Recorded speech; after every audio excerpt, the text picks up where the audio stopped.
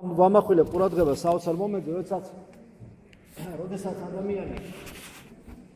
როდესაც ადამიანი ცდილობს ღვთის წყალობით, როცა ადამიანი ცდილობს, რომ მან მიიღოს მადლი ღვთისა და მას უნდა რომ ეს მადლი შეინარჩუნოს და მასში კეთილი პროცესები წარიმართოს, რა არის ამისათვის საჭირო, რომ ადამიანმა მადლი მიიღოს და შეინარჩუნოს ეს მადლი არ გავიდეს მისგან და დაკოლებულად არ დარჩეს ადამიანი და მისგან ესე გაფანტულად არ გაედინოს ეს მადლი.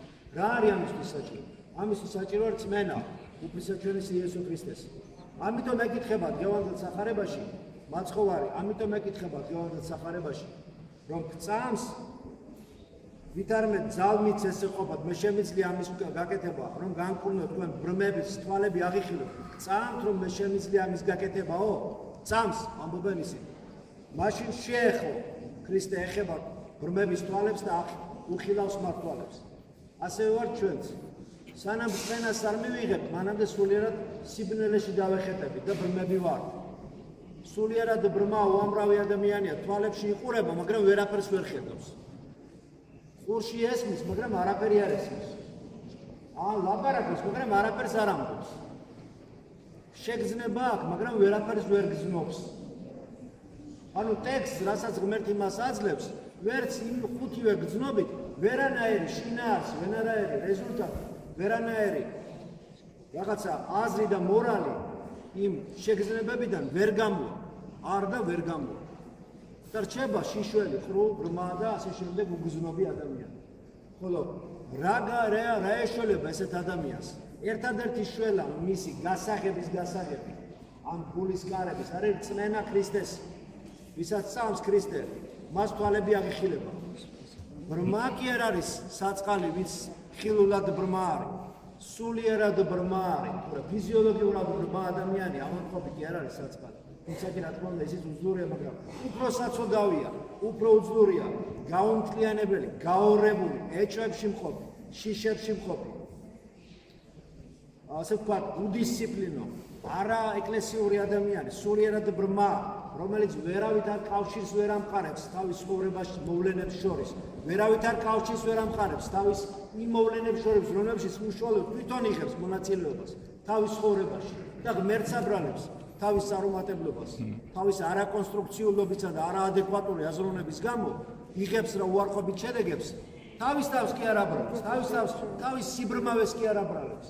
ღმერთს აბრალებს გამოდის სრული თითქოს ესეთი ბედია, ესეთი ბედი მაქვს, ესეთ ვარსკვლავზე გავჩნი, ესეთი რაღაცა დათარსული ვარ, ვიღაცამ რაღაც გამიკეთა და იწყებს სხვისი ასე ვთქვათ დაბრალების და განკეთებით. იმას კი არ ფიქრობს, რომ თავის საკუთარი გული, საკუთარი სული რას და ვის დაუთმო, ამაზე კი არ ფიქრობს. ამიტომ პირველი რასაც ჩვენ მივყავართ თვალების ახილვამდე, პირველი რასაც ჩვენ მივყავართ ქრისტეს დანახვამდე, ეს არის წმენა, როგორც კი მათ აუხილა თვალები უფალმა, ვინ დაინახეს პირველი, რა დაინახეს პირველი? მათი თვალის ამხილველი, ქრისტე დაინახეს მათ პირველი, ხო? ვინც აუხილა თვალის შეახოთ ხელი, მათ თვალებზე ვინც დაინახავდნენ პირველი, დაინახავდნენ ქრისტეს. უბედნიერესი ადამიანები იყვნენ მაშინ ისი როცა ბრმებმა აღეხილა თვალი და ისიც პირველი ქრისტე დაინახეს.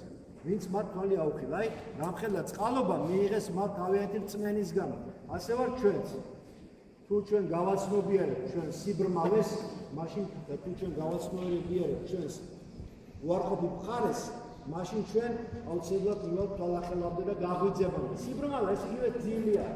სიბრმავა ეს არის სულიერი ძილი. როცა ადამიანს სოდვის საყათას ძილი ძინავს და შეურაცხადია, მას ვერაფერს ვერ გააგებინებ ძინარეს. ხოლო როცა თვალებს გაახეთს, აღარ ახსოვს რო ეძინა და ვერ გზნობს როგორ გამოიღვიძა. ძალიან ძნელია დაიჭირო მომენტი გარდატეხა ძილსა და ღვიძლს შორის. სხვათა შორის არის ესეთი ოკულტური მეთოდები, რომლებიც ცდილობენ საკმაოდ მზაყვანი მეთოდები, რომლებიც ცდილობენ ესე ტექნიკას შემოაგდონ და დღეს უამრავი წიგნი არის ამის შესახებ. როდესაც ადამიანს აქვს და ეძლევა იმის ინფორმაცია, თუ როგორ გამოიძიოს და როგორ გამოიკვლიოს ის მეთოდი, ის მომენტი, როდესაც იგი იღვიძებს. აი ეს მომენტი, როდესაც ძილიდან ღვიძლში გადადის, სამწუხაროდ ეს მომენტი ხშირად დემონური ძალების საშინგინო კორიდორი ხდება. როდესაც ადამიანები გადადიან და აკეთებენ მედიტაციებს იმ მომენტებზე, როცა ჩაატარებენ იმ მედიტაციას იმ თემაზე, რომ გამოიძიონ ის მომენტი, როდის გადადიან ძილიდან ღვიძლში, როდის გადადიან ღვიძლიდან ძილში. ეს მოსაზღვრე მდგომარეობა ძალიან საშიში მდგომარეობაა. ამ დროს შეიძლება სერიოზული შეპყრობილება მოუვიდეს ადამიანს, თუ კი იგი იესოს ლოცვას არ ლოცულობს, თუ კი იგი ღვთის წინაშე დღე და ღამეც არ არის. ცდილობენ ამ პირველყოფილი ნათელხილვით, ჭყალებში ნათელხილვით მიიღონ ინფორმაცია ეგრეთ წოდებული აკაშადან, რომელიც არის ასტრალური სივრცის და ეგრეთ წოდებული ასე ვთქვათ სულიერი ქრონიკებიდან და დაესწრონ სხვადასხვა შეკრებებს, დემონური შეკრებები არსებობს, სხვადასხვა შეკრებებს დაესწრონ, ეს ღაპრები არ არის და სხვადასხვა ორგიებსა, სხვადასხვა რიტუალებში მიიღონ მონაწილეობა. უამრავი ადამიანი სექსუალური წოდებით უამრავ მენტალური სექსუალობას გულისხმობ, ისეთ წოდებებში ვარდება, რომ ჯობდა და ამას როგორ ვიტყვით ჯობდა, მაგრამ ფიზიკური წოდება იმასთან არაფერი არ არის. იმ მენტალური წოდებებთან შედარებით, ფიზიკურ და ემოციონალურ დემონურ წოდებებთან შედარებით, ფიზიკური წოდება უკვე საბავშვო ბაღად ეჩვენება. გასართობ რაღაც სათამაშოდ ეჩვენება ადამიანს.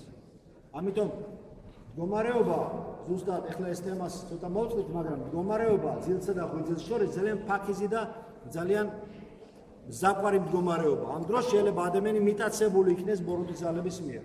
თუ იგი აქაც ღვთის წინაშე არ არის. ამიტომ ექცევა ზუსტად. ეკლესიაში ყველაზე დიდი ყურადღება ძილის წინა ლოცვებს. რატომ არის ძილის წინა ლოცვები? მარტო გაგვიძების შემდეგ ვკითხულობ, მაგრამ ძილის წინა თუ ექცევა იმხელა ლოცვები რატო არის ყურადღება? იმიტომ რომ დაცული იყოს ადამიანი ძილის წინ და ძილის დროს ყოველთა დემონური გავლენებისაგან ქრისტეს მიერ.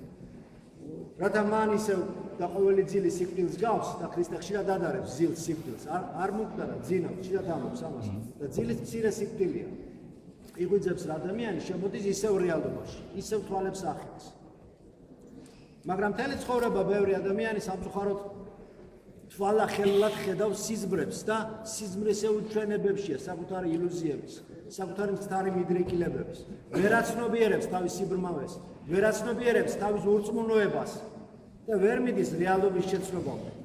ოქროს სცემს დაფას. ოქროს ძალაუფლებაა მისი. ოქრო არის მისი მთავარი დასანახი. ფული არის მისი მთავარი დასანახი. მამონას მექანიზმებია მისი დასანახი. ფული არის მისი მთავარი ამომავალი მანათობელი მზე, სადაც ფულია იმ მიმართულებიდან ამოდის მისთვის მზე, არ აღმოსავლეთიდან, არამედ საითანაც ფულია. იმ მიმართულებას მიცემს, სადაც დაუდებენ ფულს, აი იმ მიმართულებით ამოიყვანს თავის ფიზიკურ და სულიერ მზესაც. მაგრამ შენ უნდა ვიცოდეთ, რომ არა ოქროს ძალაუფლება მთავარი, არამედ ძალაუფლება სახარების ოქროს წესისა. სახარების ოქროს წესი მეფობს და არა ოქრო. ეს უნდა ვიცოდეთ. და სახარების ოქროს წესი თქვენ კარგად იცით. არ გაუკეთო სხვას ის, რაც შენ არ გინდა რომ გაიკეთო. მოეკეცე სხვას ისე როგორც შენ გინდა რომ მოგექცე. იყვარდეს უფალი, მთელი ძალით, მთელი სულით, მთელი გულით და მოყვასი როგორც შენი საკუთარი თავი. აი ეს არის სახარების ოქროს წესი და კანონი. ამაზე დიდი ბაჯაღლო ოქრო, რაც სახარებაშია, ჭეშმარიტებები, არსად და ვერსად ვერ მოინახება. ვერც ერთ ბანკში, ვერც ერთ ბირჟაზე, ვერც ერთ ბაზრობაზე, ვერც ერთ ქვეყანაში ვერ მონახავთ ამაზე ოქრო წმინდა გამოხდილ ოქროს, რასაც სახარების ოქრო ქვია. ერთადერთი მეთოდი იმისა და ერთადერთი საშუალება იმისა, რომ ჩვენ განთავისუფლდეთ ამ მძიმე სიბრმავისაგან სულიერისა, ეს არის განთავისუფლება ყოველგვარი ბარახლო და ხლამისაგან, უხაცრავად ამ სიტყვებისთვის.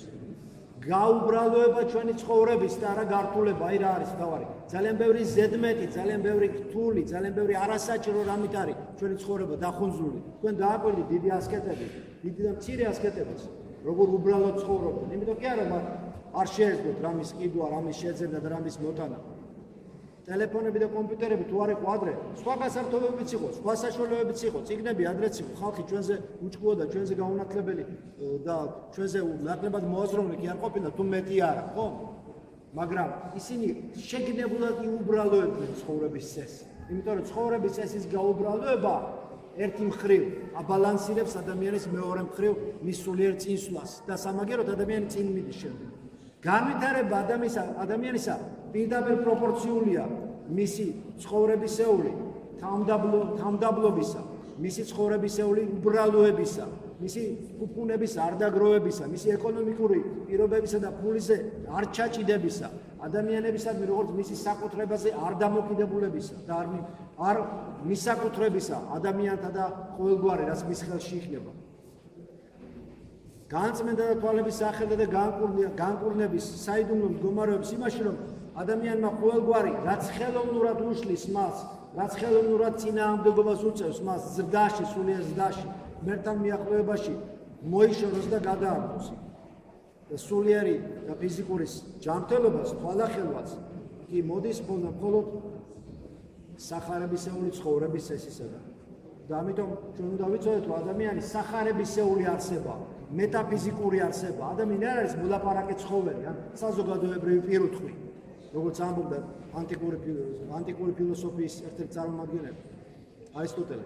არამედ იგი არის მეტაფიზიკური არსება, სახარებისეული არსება, განმხტობადი არსება, ღია სისტემა. ყოველთვის დამოკიდებულია იგი იმისა და ყოველთვის იგი უნდა იყოს იმის მოლოდინში, რომ ქრისტე ძეო დავითისაო შემიწყალე მე ეს უნდა იძახოს, უფალო იესო ქრისტე ძეო ღვთისაო შემიწყალე მე ცოდვილი, იგივეა ეს ლოცვა. უნდა იძახოს, რომ მოვიდეს ქრისტე და შეახოს მის თვალებს და განკურნოს მისი სინდისი, მისი სულიერი ორგანოები, რომ ის ნებამ თავისუფლად იმოძრაოს, ივიბრიროს ადამიანის სულში. ამიტომ მინდა რომ ზუსტად ეს მენტალური ჩვენი წინსვლა, სულიერი წინსვლა დავაკავშიროთ თვალების სახელასთან, მდევადელის სახარების. აი ეს თვალების სახელა არის ის მთავარი მომენტი, რომელსაც ჩვენ დღეს უნდა მივაქციოთ ყურადღება. აგვიხილოს ღმერთმა ჩვენი თვალები, სულიერი და ფიზიკური. ჩვენი ახელილია ფიზიკური, მაგრამ ძალიან ცოტა რამეს ვამჩნევ. ადამიანი ბევრ რამეს ხედავს, მაგრამ ძალიან ცოტა რამეს ამჩნევს. ადამიანი ვერ ხედავს ხშირად მოვლენებს შორის კავშირს. ადამიანი რეალობის ძალიან ცოტა მხარეს ჭრեց სამწუხაროდ. ჩვენ რეალობის მხოლოდ რაღაც ძალიან ცოტა ასპექტს, ცოტა მასშტაბს ჭრედავ. დანარჩენი ჩვენი სამწუხაროდ თუ საბედნიეროდ ჩვენი ცნობიერების შესაბამისად პროპორციულად დანარჩენი ჩვენთვის უცნობი რჩება და ზოგჯერ შემთხვევითობა რო გონია ჩვენ სინამდვილეში მოვლენებს შორის ჩვენი სიბრმავე და დაუნახეულობა არის ხოლმე. ვერ ვხედავთ მოვლენებს შორის კავშირს და გონია შემთხვევით მოხდა რაღაც. შემთხვევითობა არ არსებობს.